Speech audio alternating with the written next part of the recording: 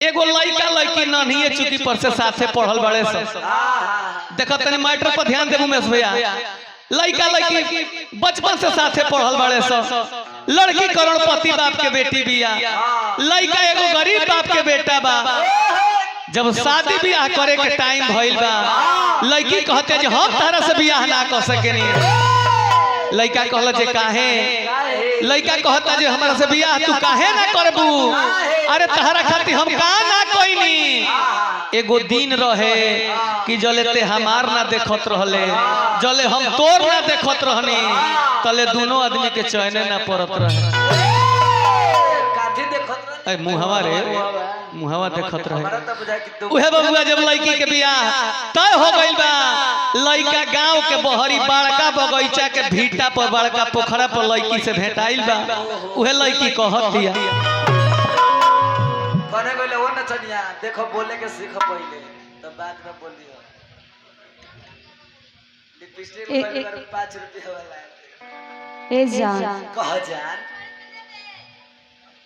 मानत नहीं कि हमार और तहार प्यार बचपने के रहे। अच्छा आजो ले प्यार हम बहुत अच्छा से कैली, अच्छा लेकिन हम ठानी एगो अमीर बाप के लड़की और तू एगो गरीब बाप के लड़का। अच्छा जो सोचले रहनी जाऊ कबो हमनी के पूरा ना हो पाओ। अरे तू कहल का चाहता रु जेनु को हम इहे कहल चाहतनी कि आज पहली बार और आखिरी बार मिले आइल बानी। बोलो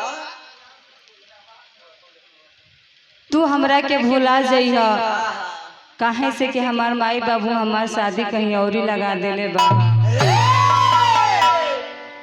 बिना परान के शरीर लाश हो जाला, बिना खुशबू के फूल घास हो जाला। का करिए जान, कह जान चैन त ना मिलेला, बिना प्यार के जिंदगी उदास हो जाला।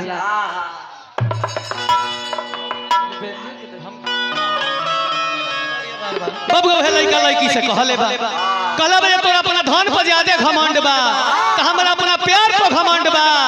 लड़का कहले बा कि देखी हाय अमीर बन के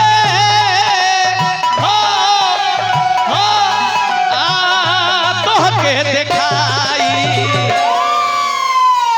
ते बड़का करोड़पति बाप के बेटी बाड़े, अरे हम गरीबे बाप के बेटा बानी त का हो?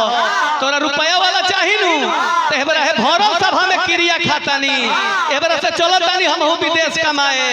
आ 2 साल के बाद आई कमा के नु त एगो के नाते 2 बहिन बड़े नु, तोरा बाबू से जा कहब जे दोनों के देबो त 1 लाख ले ले।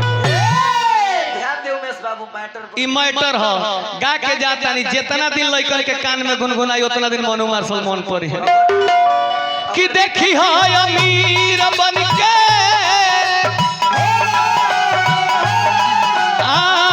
तोहके देखाई। जानता रे कि तहरा ले सुघर होई सन, तोरा ले ढेर निमन भी ओकर त लहंगा महंगा बा जाय दे कि तहरो ले सुघर एगो कनिया ले आई।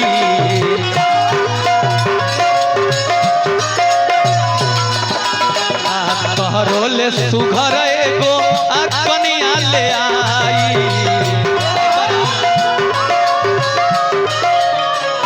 लड़का कहता जे सुनो, अरे धन ले लो, धर्म ले लो, ईमान ले लो, जवन जवन मन करे तवन तवन सामान ले लो।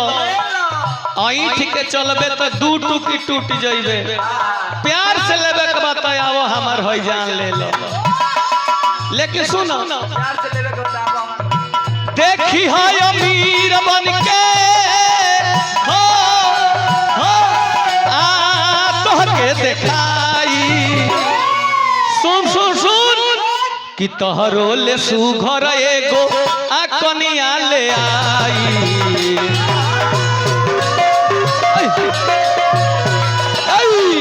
तोहरो ले सुघर एगो कनिया ले आई।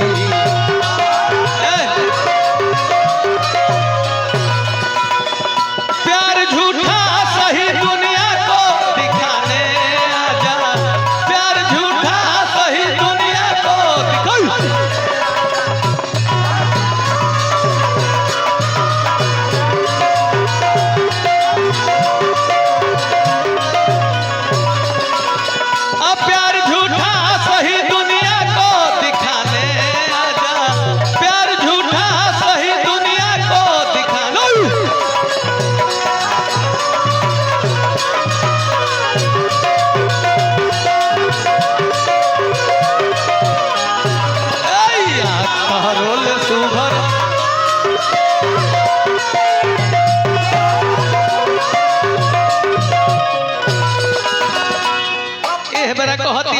बियाह ना करो ए बेरा तोहर के ना जौन बेरा 8वां क्लास में इस संगे पढ़त रहनु मोछू भाई एकर बाबूजी 1300 के एगो नया ओढ़नी किनले रहल हमर 50 रुपया के गमछा हम स्कूले लेके जात रहे एक दिन गमछवा हमर घरे छूट गई दोपहरिया में जब लंच के छुट्टी भइल तनी तनी रिमी झिमी बारिश पड़ रहे ओ मेरा प्यार मोहब्बत में ई ना देखल जे हमर बाबू कई हजार के ओढ़नी किनले बाड़े आ ए बेरा कहत है जे प्यार ना करो ना करे कह कैसे भूल गइलू ओढ़नी बिछावल आ कोरा में बैठ कदम तोरे बतियावल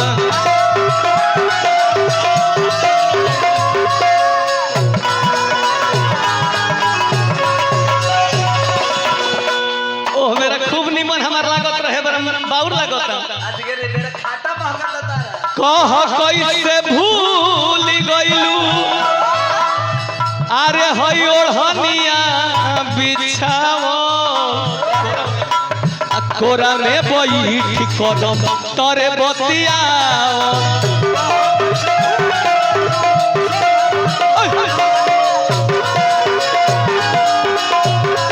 तो बबुआ रे समय कम बा तोरा प्यार के बेवफाई जाके हम केकरा से कहो एगो हमर मित्र बड़े जो लिखे ले पांडे राम भरोसा जी से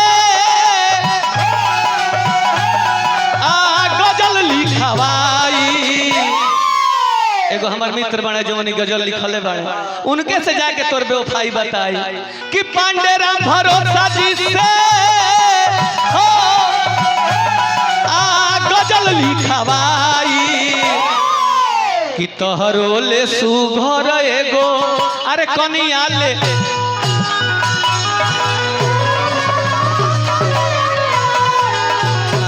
रोले सुभर एगो कनिया